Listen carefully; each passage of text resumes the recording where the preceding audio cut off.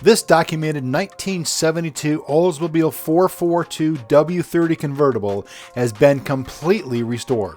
It is powered by a 445 cubic inch engine paired with a 3-speed automatic transmission with a Hurst dual-gate his and hers shifter.